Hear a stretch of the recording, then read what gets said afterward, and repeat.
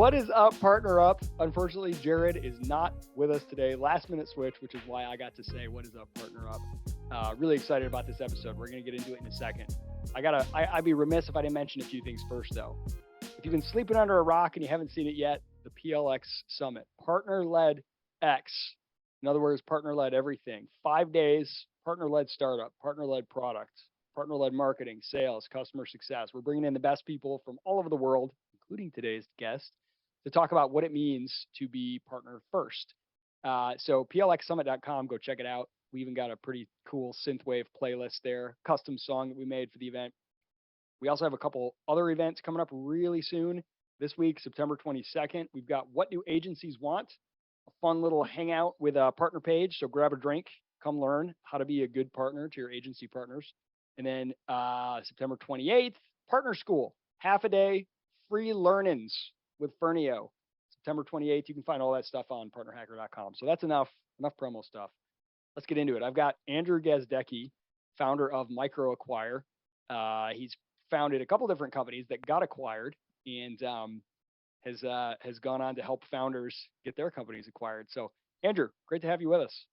Yeah, what's up, man? Thanks for having me on.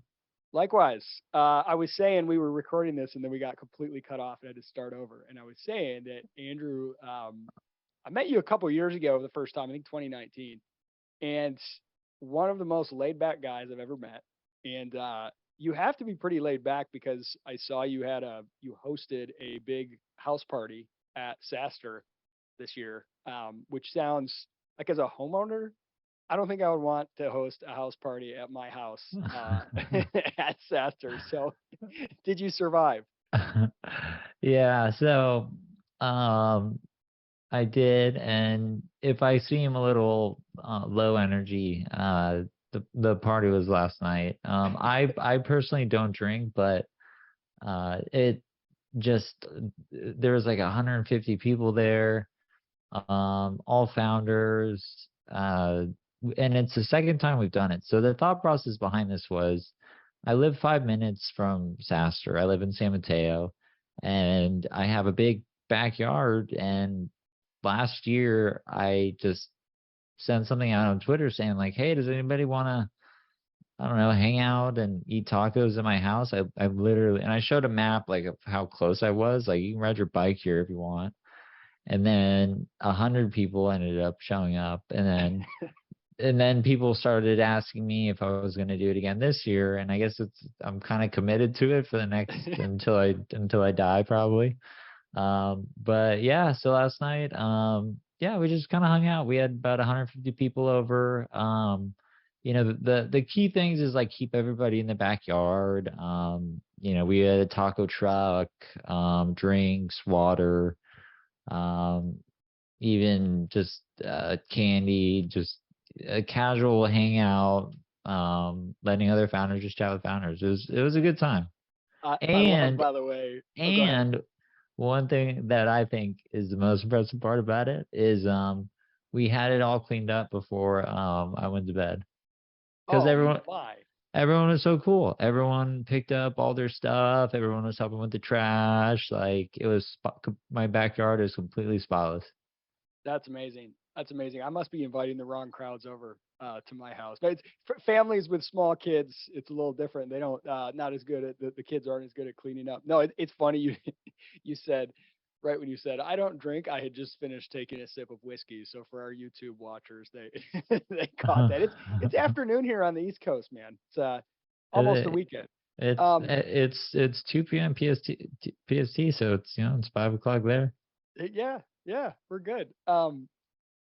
That's actually a great example of, like, we talk a lot about living in market and building a community. And with Microacquire, your customers are founders and CEOs, and just, hey, everybody come over to my house. Like, that's very real. You're very real about it too, right? It's not put on.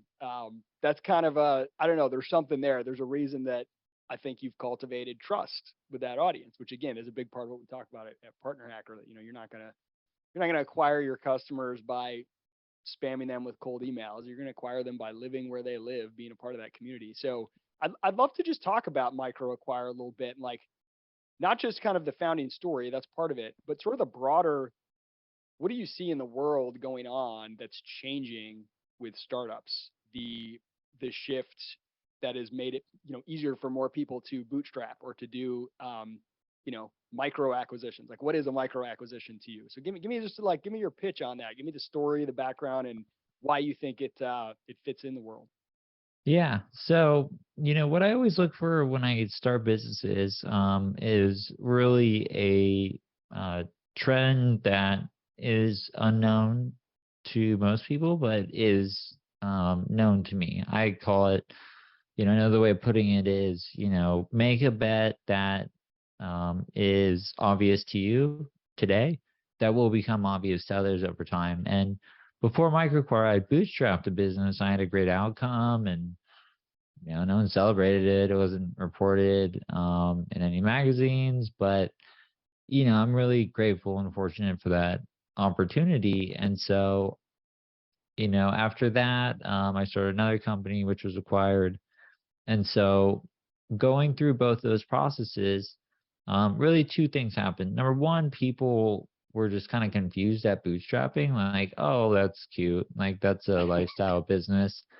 And I'm like, no, actually, like it was a pretty good outcome. Like I'm proud of it in a way. And then I got a lot of messages from friends like, what's due diligence? What are the legal steps? How do you find the buyers? And then this light bulb goes off. We're trained as entrepreneurs to, fundraise.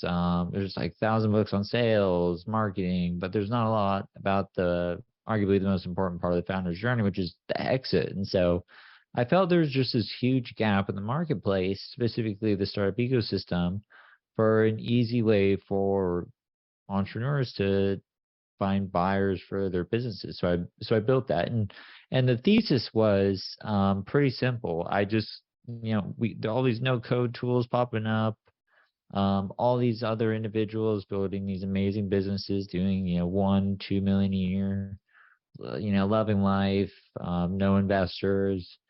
Those businesses will sell for like 4, 5, 6 million dollars, maybe more, and that's life changing money. But you're not going to be on the cover of Forbes for doing that. But like that, I believe that's what 99% of founders want, but they're swinging at something way bigger with way lower odds of success. And so I thought it'd be just, really, I guess what's the word?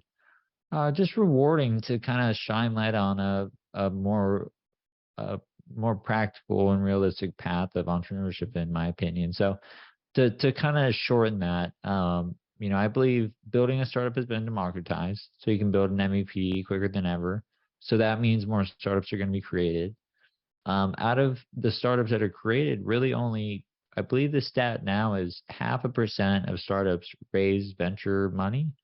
And then out of those startups, only less than 1% will actually reach, a unicorn $1 billion valuation or whatever, which I think is the corniest name for a highly valued company. But so I just, I'm just thinking, okay, so another analogy would be, you can go to Barnes and Noble and you can see all the best selling books, and those are the top companies. Or you can go on Amazon and there's just this long tail of books of every single book. And so when you think of the world of, startups and entrepreneurship, there are so many, there's hundreds, if not millions of startups that you've never heard about. And that's the market that we serve. So I like to say Microacquire serves, basically, the 99.9% of other startups taking a different route to building their business. Oh, I love it. I love it. Yeah, and I want to get in a little bit to where I think this really connects with some of the partnership and ecosystem angle. But it's funny. My previous, most of the last decade, I was working in and around the early career space. And one of the things I always tell people earlier in their career is that, don't be afraid to do something concrete, but if you can do it in such a way where you can have various outcomes, right? You can pivot to various outcomes easily. That's great. Like, don't get over obsessed with having too much optionality, but like make sure you're not unnecessarily removing options. And when it comes to founders, I've been in this position myself where you want to take that swing. You decide, I want to try. I want to try to build $1 billion company. I want to try to do something massive, and that's going to take, the amount of fuel or whatever that you're going to need some VC for that. But what you don't realize is that when you do that, you remove options. So if you're starting a company and you're like, I want to go for the billion, if I'm only worth 5 million, 10 million, 20 million, if I haven't raised, or if I haven't raised sort of traditional VC, maybe I've done some other things, some other ways, I can always say, well, we didn't hit $1 billion, but we made a company that was worth $5 million, and that's actually still pretty cool. If you go the VC route, that's kind of off the table, right? If you raise at especially if it's at a high valuation, and then you sell for anything less than that valuation, you feel like a loser. You don't get any money personally, right? Because of the preferences and stuff. So just the fact that you could say, hey, if I built something from 0 to 10 million in value, but I raised in a really frothy market at a 20 million valuation, and I'm going to sell at 10 million, I'm going to walk away with nothing. Now, maybe you needed that money, but just knowing that you're taking away the option of having anything less than an exponential outcome, which is like when you ask somebody, hey, would it be cool to build a business worth $10 million and sell it? I mean, that's insane. Like you said, that's life changing. So just that's one of those things that I think it's thanks to people like you, is in part, I mean, in the last couple of years, it's gotten brought to the forefront, that conversation. Like, what do you really want? And the options available to founders are just so much greater now. Not only in terms of, different ways to fund things, but even just to build things on the cheap. And I think that's just, I think it's important. I think it puts pressure on the venture capital industry to change and adapt, Yeah, I would agree. And I think one mistake founders make a lot is, there's kind of this narrative of like what building a startup is. And a big part of that, unfortunately, is raising money. Like one of the first questions, you're typically asked by other founders when you meet them, is how much capital have you raised? How many people are on your team? Which are total vanity metrics. Like, like it should be, what problem are you solving? Where are you in terms of like revenue, to give you a real sense of like where the business is in terms of value. But yeah, like when I think about, the difference between, and I'm not like anti-venture capital, like, for full disclosure, Microacquire is venture backed. So I understand I got a 1% chance and all that stuff. So I've Yep. accepted that, I made wanted peace I with wanted to it. ask you about that. Why, from your previous companies being, bootstrapped, why did you choose to raise for Microacquire? That's a good question. Number one, I felt the opportunity supported it. And, I just love the business so much. This was one where, so for the first 2 years, I bootstrapped the business to about, I'd say 800,000 in annual recurring revenue. And it was just me. It was like customer support, product, marketing. We You were do at the, 800K AR, just like basically solo. Yeah, it was like 4 a.m. to midnight shit. But it was fun. Like it was like my video game. So, and then I got the right partners involved.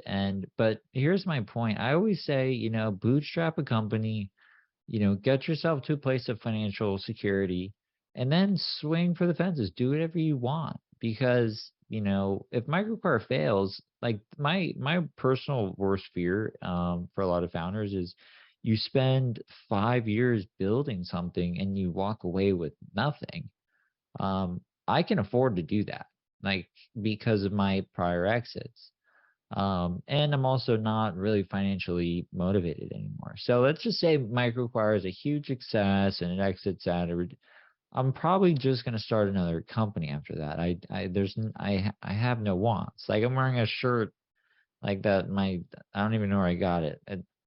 It's like some crappy Target shirt. So my point being is, when you get that first win, not only do you get the experience, especially in the mistakes that you're going to make, but when, you really want to swing big and you really want to go down the venture path, you're going to be more confident, you're going to be more experienced. And, you're going to be way less stressed out because you don't have all your eggs in one basket, so to speak. Like you don't have your entire life's net worth in this company. You have to make it work, because over the period of, let's call it like 10 years, life happens. Like you get married, like maybe you have a kid, responsibility, you pick up a mortgage.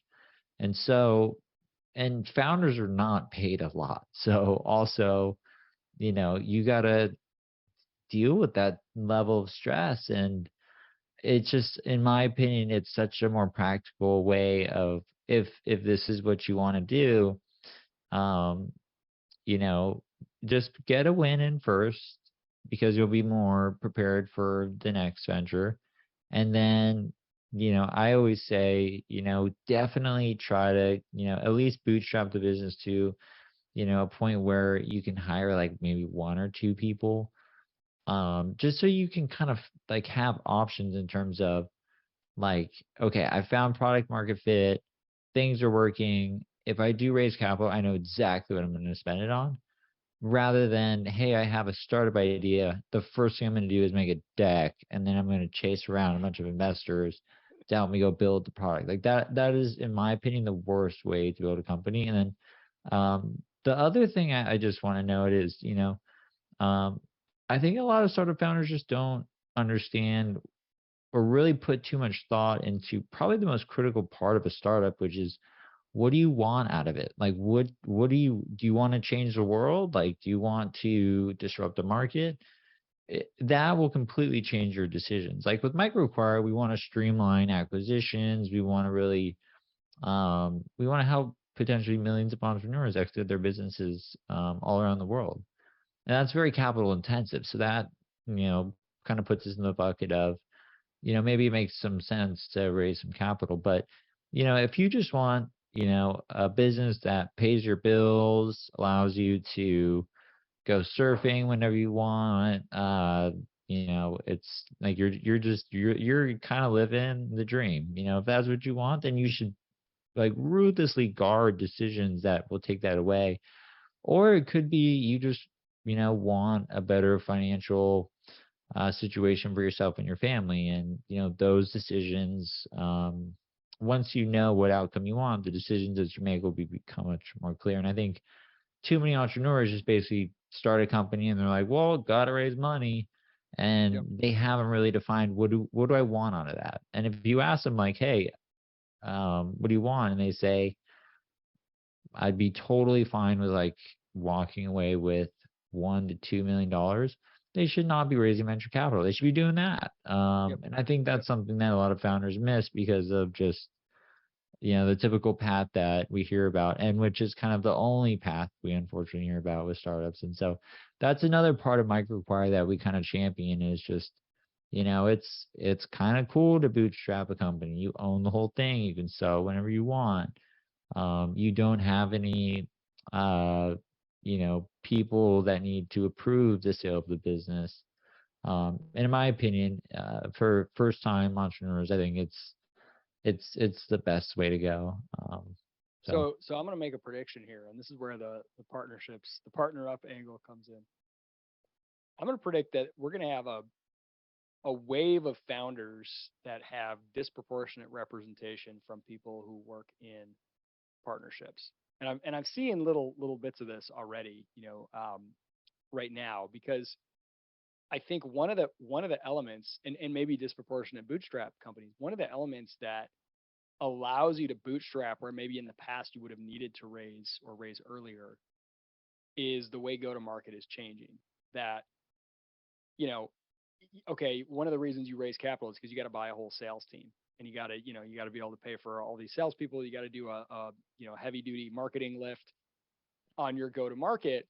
But those things are working less and less, which on the one hand you could say, okay, well now you need to raise even more money, right? Because there's so much noise out there. It's so much harder to get the ROI on on direct sales, direct marketing. But the other approach, kind of what we're seeing, win early signs of, is no, you look for your go to market, you look for your distribution through an ecosystem strategy. You look for partners and people who understand that and know that already. If you get distribution nailed, right? Like it's easier to make a quality product. I'm not going to say it's easy than it is to have great distribution. So if you have the best distribution in the world, you can go out and find who's doing the best, who's making the best products, right? And feed that product into your channel. So if you understand this, you're working in partnerships and you see, hey, here's here's a series of companies, here's an ecosystem that if I build in this ecosystem, I've got distribution. I don't need a sales team, right? One of the companies that we partner with, PartnerStack, they kind of started with this question: what if you had no sales team? Could you build a SaaS company, a B2B SaaS product with no sales team? How would you do it? How would you get it out there? And it was a 100% a partnership strategy. And of course, whether it's through tech integrations or working with service partners, all the above. And I've even seen companies that have launched 100%. They launched on, actually, Jared was telling me about one recently. It's like an app that launched on Zoom's integrations marketplace. Like that's it. They don't have any other go to market, and they're worth at least a couple $1 million, like within 6 months or something. So the ability to kind of build in market and build with your distribution, that's one thing that I've sort of learned the hard way with my previous companies, that if you can line up some of those partners that already have, whether it's people that have trust in the audience through communities, if you can integrate with those communities and roll out a product to an existing community in an existing community, or through, again, launching on a platform. I mean, how many companies are basically Salesforce App Exchange is where they get their, is where their customers come from. So I think that's an interesting angle on the ability to bootstrap, the ability to avoid all that cost of early go to market. If you start from day one with a partner centric go to market strategy, how much leaner you can be, and you can get to legitimate size without a sales team. Do you see that trend in your world? Yeah, that's exactly what I did for my first company, business apps. You want to hear the story? Give me the story, baby. That's what we're here for. All right. So I started this company called, for those of you listening, I wrote a book about it. It's called Getting Acquired. I started a company in college when I was 21. And it was a drag and drop mobile app builder, a totally right place, right time business. People say, like, if you say you got lucky, I got lucky on this one. Like, but point being is our initial go-to-market strategy was selling mobile apps, directly to small businesses, mainly restaurants to start. And this is back in like 2010. So we would cold call a restaurant, say something like, "What's your mobile app strategy?" And they're like, "What? Like appetizers? Like what the hell are you talking about?" I remember when apps meant appetizers. That's a throwback right there. Yeah. And so then I saw an individual, his name was Raul. He created a few hotel apps in Switzerland. And I'm like 22. I assumed he owned the hotels. So I reached out to him just to, number one, thank him as a customer. And I don't know, he owns hotels. He's probably rich and maybe has some good advice. You own hotels. Like, that's so cool. And he explains to me that he doesn't own the hotels. He owns a marketing agency that does the web design, all the social stuff. And now he's looking to offer mobile apps as a service to his business. So I remember Googling the term, what he said, because my next question was, how many clients do you have? Like, and how can I help you sell apps to all of them? And he explained to me, if we white labeled our software, meaning we remove all the branding from our software and created kind of a duplicate version for him to use and his clients to log into, he could then set his own pricing and kind of have like a semi-custom app solution.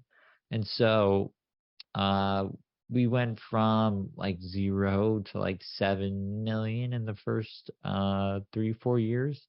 And before that, it was like kind of like this, and then just hockey sticked up, because we went from selling one app at a time to hundreds, and we targeted web design agencies, some of the do-it-yourself website builders that you could probably name, public companies. As we got more mature with our partner strategy, And what was so powerful about it and what helped us bootstrap the business was, and this was a metric that I always tracked, and it was customer payback period time. So basically, how much does it cost to acquire a customer, and then how fast can you reinvest that into the business? And so our customer payback period was 28 days.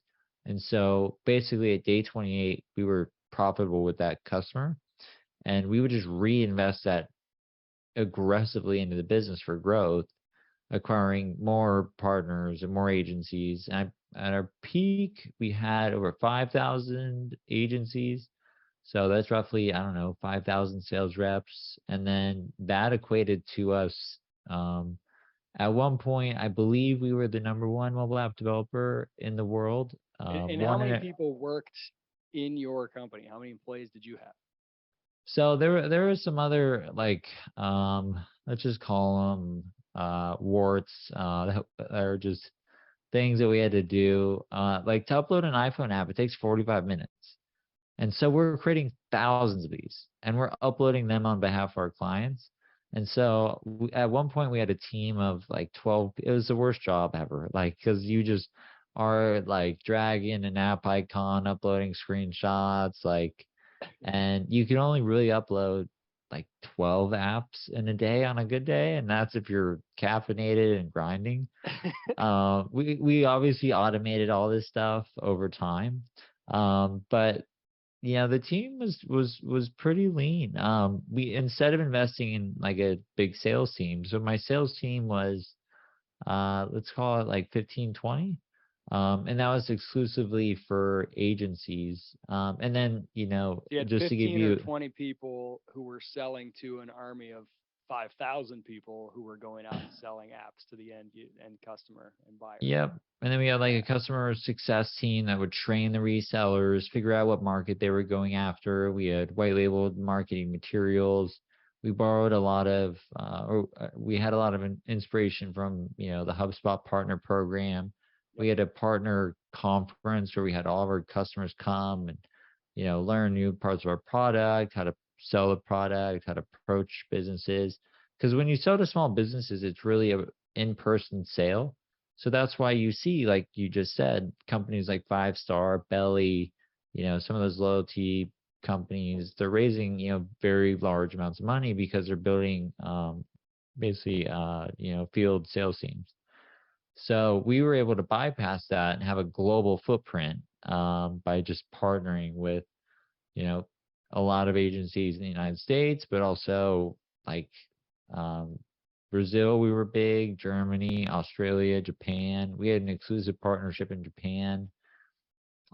So I would always tell my team we are a distribution company. We're not a software company. We're a distribution company. So, we basically just had a pretty lean and mean team. To answer your question, total team size at exit was around 100, and that's including contractors and everybody. But I kind of lose my train of thought. But What were you doing, if you don't mind me asking, what were you doing in revenue at that point at exit? we were like at 11 and a half and growing. Um, so it was a good business considering we only raised 100K, and that was in college. That was like after I won like the business plan competition. A local angel investor, or two local angel investors, invested in the business. But we They did probably pretty well, huh? they're happy. And it was just a fun ride. I mean, being able to start and run a company and just have product market fit. There was a point where we were only answering the phones when people were ready to buy our product because we couldn't keep up with the demand, and we had no idea what we were doing. We had no prior experience. Like, I found my CTO off like Upwork. Like, it was like a company. I don't know how it worked out, but we basically were. If there's a Well, company scrappier than what we went through, like I would be surprised. no, this is an amazing story. I mean, it's incredible. It's right, like whether you knew it at the time or not, what you did. There's like two things that stick out to me right away. The first is you you stumbled onto the sort of partner strategy by being super in touch with your customers, by listening and like, so hey, this is an interesting customer. This guy owns hotels. I want to talk to him. Taking that issue, like paying attention. Who are my customers? What are they up to? Oh, this is interesting. Let me reach out. Let me talk to them. And then learning through that conversation, listening. Oh, wait a minute. You're an agency. Interesting. Connecting that dot. If I can sell to more agencies, that it reminds me of I think it was Optimizely. There's a great story here. I don't have the full story, but I know partially. We'll have to have these guys on to tell it. But they had essentially like classic, product led growth strategy. They had this free tool you could go on and see how your website, how well optimized it was, or do like a free A/B test or something like that. I can't remember exactly what it was. And they just noticed they kept noticing the email addresses of the people that were coming and using this free tool. They were from agencies. They were not from customers, which they did not expect. And so they like paying close attention to what their customers' behavior was. Who is our customer? Wait a minute, our customer is not the SaaS companies we thought we were selling to. It's agencies who are doing the marketing work on behalf of SaaS companies. And so they shifted their strategy based on that. They started going to them and packaging it for them and selling it for them. So I think just that act of like paying attention and listening, who's using our product? How are they using it? Oh, they want it white labeled. Okay, like that's really, really powerful. That's just it sounds so simple, but it's such a phenomenal first step. Was that something like, was that deliberate on your part? Like, okay, I got to pay close attention to our customers. I got to learn everything I can from them. Or did you just kind of like happen to do that? Yeah, I was pretty determined to make that business work. So I was always talking to customers. I was on live chat like until like midnight. And this is when I was like 22, 23, 24. So I had like the energy and I didn't have any responsibilities. So I had, the luxury to do that. And I don't recommend it because it's some pretty intense working hours. But It's I got was it's got a shelf life. You can't do that for forever. No, definitely not. But I just enjoyed it. I wanted to learn from customers, just like how do I make, the customer experience? Because I've always been a big believer in, brand, customer experience, everything but your product is what I focus on the most because that kind of builds your moat. David Cancel kind of says it the best in terms of like what we've seen in SaaS, and like he describes it as three waves where the first wave was, you kind of won when you were just the first to build it. And then around like 2014, the company to kind of win the market was whoever could figure out the best go-to-market model, like, CAC to LTV ratio, AE to SDR ratio, whatever. And then now we're moving into, this phase of, brand, like why can Procter and Gamble sell a bar of soap for, 20 cents more than this other company? And so I was always thinking of, how can we, differentiate our business beyond just our product? Because your product's gonna get copied 100%. So that's where distribution and getting the brand and you know customer success was our biggest department in the business.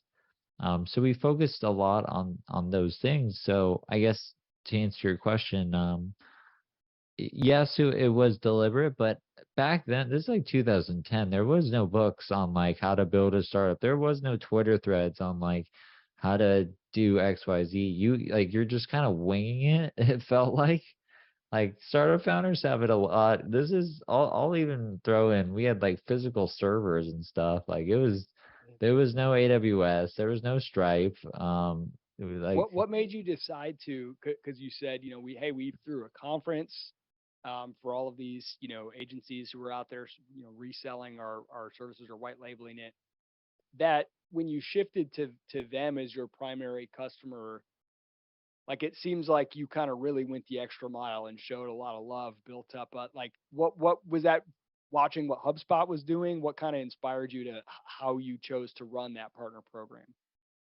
Yeah, good question. I would put it as we treated our partners as employees of the business. Like we wanted, when you bring an employee on into your business, I always say you want to make sure, number one, they're happy and they have everything they need to succeed. So we went kind of overboard in terms of training and providing resources and just making their lives easier.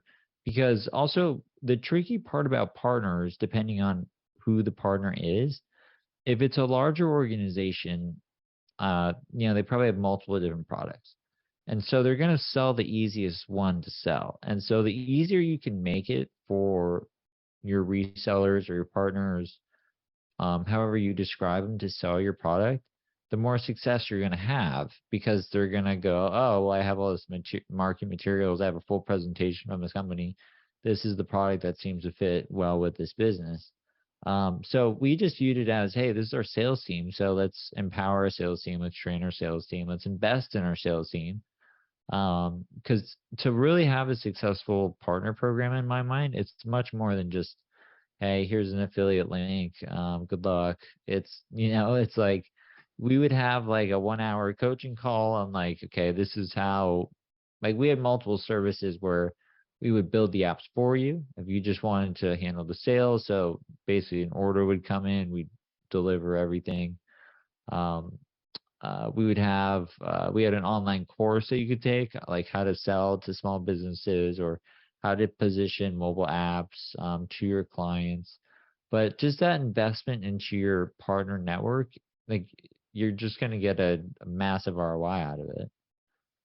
It's the same thing you said about brand on the. It's like there's going to be other tools that these resellers can use to solve this thing. So how are they going to make that decision of which one they want to go with, which one they want to sell to their customer, right? Obviously, it has to work. It's table stakes. They have trust on the line, but how easy is it to work with that company? How much do they like that company, right? So, did you create like a formal program with like different, you know, different tiers? Did you have revenue share? What was your kind of incentive structure for those resellers? Yeah, you would join, and then every app that you created, you would pay $30 a month, and then our resellers would go and sell them for $100 a month with like a $2,000 setup fee. So there was a healthy margin to really incentivize them. We probably could have, maybe pushed that to like 50 a month per app, and then you charge 100. But we wanted resellers to choose us because, number one, we had the best support, we had the most training. We also, I'd like to think, had the best product.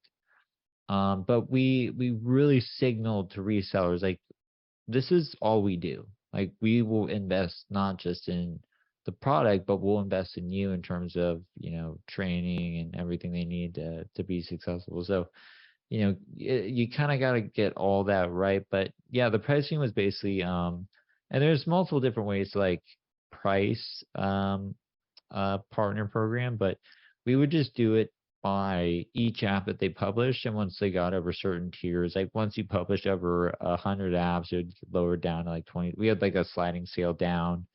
And our largest partner published like 5,000 apps or something like that, which was kind of ridiculous in a period of like 12 months. So yeah, and again, we don't do anything. Like we basically just focus on the software, and they're building the apps, talking to the clients, making the sale, handling any sort of customer support requests, and we were just supporting that one person that was just supporting, 1,000 or 100 or 10. We had resellers of all scales. Some would have 5 clients, some would have 10, some would have hundreds. So we did have different tiers, and when we had like a user conference, we did two of them, and we got some pretty interesting people to speak there. But we would give out like awards, and we'd have like we'd really celebrate, like, you're part of our, like, we really appreciate you, like we can't run this business without you. And so again, I think it's really important, if you're going to have a partner program, to really treat your partners as true partners. Like, you invest in them, you show that you care about them, um give them everything they need to succeed. So I want to ask you, there are people listening to this, I guarantee, who they get the part that you figured out with that business, the distribution, the power of leverage and the distribution through a network of partners, they get that, and they're probably working in partnerships for a company, trying to help them do just that. But they're thinking about, they're sitting on a product idea or a startup idea, or they're tinkering on it on the weekends. Um, do you have some words for that person who's maybe thinking like, hey, maybe I start this thing. Do I need to quit my job and go raise VC? Should I keep doing it as a weekend side project? What's the, because often there's that transition point where you're like, I've got this thing, I'm tinkering with it, I think it's kind of real, I like it, I want to go do it, but I can't I can't maybe quit my job. I'm not in a position where I can afford to not have that salary.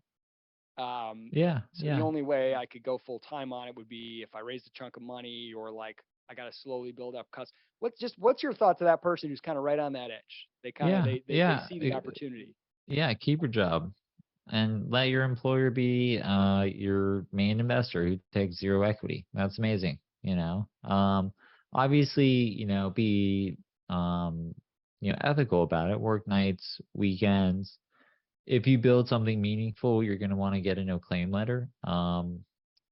So know that there is legality in your employee contracts depending on where you work.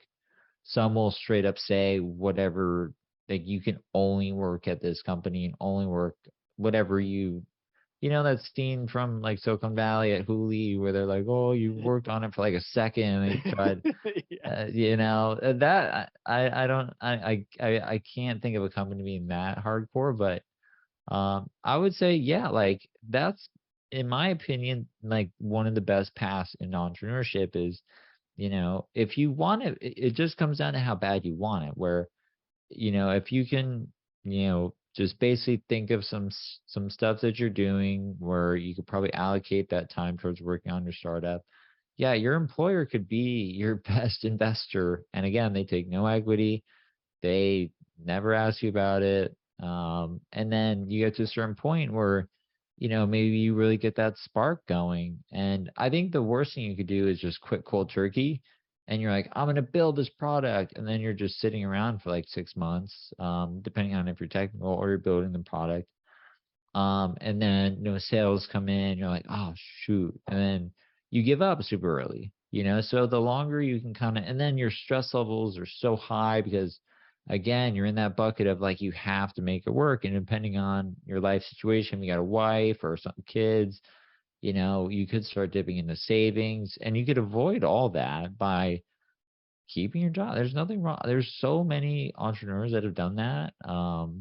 Where they start working on the side, they figure out a way to get their first few customers, and then when they go full time, you're so much more confident because you have that little spark, and now you're like, okay, I got to, I don't know, let's just call it like 100,000 in revenue. You're gonna be, or even less, like 20, 30, like enough to just give you an indication that this is a risk worth taking. Like I'm a big, I think a lot about statistics in terms of how to optimize your startup for success, and that comes down to everything from how much capital you raise to how you go about diving into the business full time, how you spend your time. Like there's so many little things that you can do to optimize your chances of success.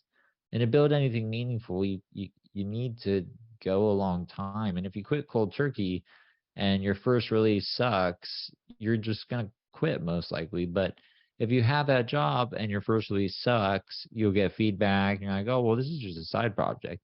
Next thing you know, you're working on it 2 years and it starts to pick up and you're like, wow, like, okay, I actually have something here. So kind of a long-winded answer, but I always say, your employer can be your best investor and they take zero equity. Yeah, man, I love that. I love that. It's funny. A couple of years ago, I was talking to Mike Maples from Floodgate, who's a incredible seed investor, and he was saying something to the effect of, founders who are like raising money because they basically need to close a round so that they can keep working on this thing. There's almost something, it's almost like less of a proof point than founders who are, they don't need to raise money for their thing. They're just working on it on the side for fun. He's like, the thing you're working on for fun is the thing I'm interested in. And if you just can't stop working on it, and you're not like, oh, well, I'll work on it if someone pays me to work on it, right? But you're like, no, I'm going to work on it no matter what. I'm going to find a way to work on this thing because I'm so interested in it. Like, there's something in that that's even more attractive if you do need to raise. So I think that's a great mindset. I ran into the same thing myself when I started my first company in 2013. My initial thought was like, well, I got to go raise $1 million to get this thing going. There's so much shit that needs to be built. This is going to be, and I talked to my brother, who's an entrepreneur, who had bootstrapped his first company. He was like, you don't need to raise anything. He's like, he's like, is there anything you can do today that you don't need money for? You can do right now. I was like, well, yeah, I got a list of like 20 things. It's like, okay, well, when that list is done, see what else you can do and see what else you do. If you get to a point where you literally can't do another thing without money, well, then you go raise money. But don't talk to me until you get to that point about how you need money. And not that you have to be that extreme, but that was just like a really helpful framing. I was like, oh, I guess I didn't realize there's a lot of stuff I can just keep doing right now. Let's see how far we can go with this thing. So, Yeah. Andrew, this is why I'm really excited about it. You're going to be at the PLX Summit. You're speaking on Startup Day, day one. And it's going to be really awesome because, the whole theme of the summit is, partner led. So your story, obviously, with business apps is right up that alley. But we're going to cover the whole spectrum because we've got Andrew Chen speaking on that day as well from, the biggest VC firm, that there is. And being able to kind of talk about a partner led startup, what's happening in the world with these, some strategies, some approaches, from both ends of that, like whether you're talking from a A16Z point of view or from a bootstrapper who wants to go and sell on Microacquire for a couple $1 million. I think it's going to be really interesting, and maybe we'll have some interesting tensions and disagreements, throughout those conversations. Yeah, and again, I think both paths, they have their places. But I always say if you want to create wealth, bootstrap. If you want to change the market, raise venture capital. So looking forward to it, man. It's gonna be a fun talk. Hey, this was awesome. Really appreciate you taking the time. I know it's very last minute. I literally hit you up today and was like, hey, we had somebody cancel, and then Jared couldn't make it. So, and then our audio didn't work. You were super patient, even after your house party. So I canceled my whole calendar, and then I was like, what am I gonna do all day? Because I thought I was gonna be just like super wiped out. But again, I just maybe lost like 2 hours of sleep, so I was totally fine. So when your email came in, I was like, hell yeah, let's go. Oh, I caught you at the right time. Well, that's why it never hurts to ask. I was like, I don't know if I want to bug this guy about a last minute, like podcast thing. So there you go. Andrew, awesome to chat with you. I look forward to hearing from you again at the PLX Summit, man. Take it easy. Yeah, likewise. Cheers, man.